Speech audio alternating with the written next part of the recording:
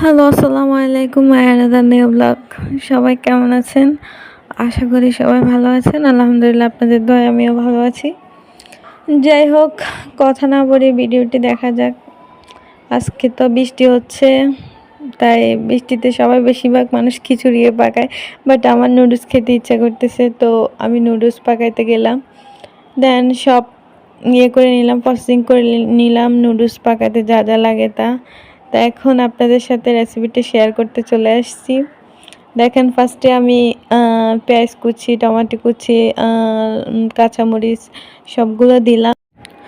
সবগুলো দিয়ে তারপরে নেড়ে ছেড়ে নিলাম। নেড়ে ছেড়ে নিয়ে আপনার হচ্ছে নুডলসের সাথে যে এই মশলাগুলো থাকে ওই মশলাগুলো দিলাম।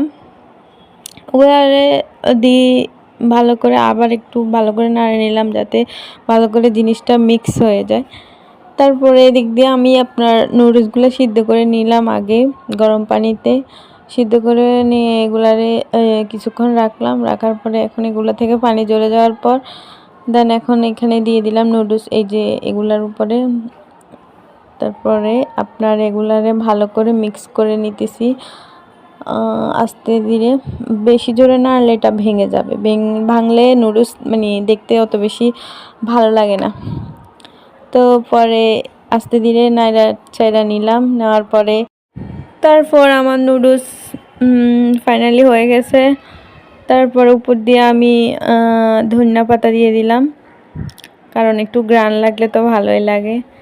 আসলে নুডলস তো এমনিই মজার জিনিস, বাচ্চাদেরও খেতে ভালো লাগে, বড় তো যেভাবে রান্না করে এটা তো মোটামুটি মজাই হয়। যাই হোক, অ্যাটলিস্ট নুডলস তো সবার কাছে ভালো লাগে। দেন এখন হচ্ছে আমার ফাইনাল লুক চলে আসছে। আমার নুডলসের কালারটা খুবই সুন্দর আসছে, আর খেতে অনেক মজা হয়েছে। আমিও খাইলাম।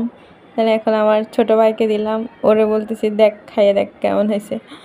ও তো বলতেছে খুবই মজা, খুবই ভালো হয়েছে। তারপরে একটু ফসাইতেছে যে ভালো হয় নাই হ্যান ত্যান, ছোট তবু কাহিনী করে আমার লাগে। যাই হোক, পরে ওরে দিলাম, পরে ও খাইয়ে দেয় বলতেছে না সত্যি মজা হয়েছে।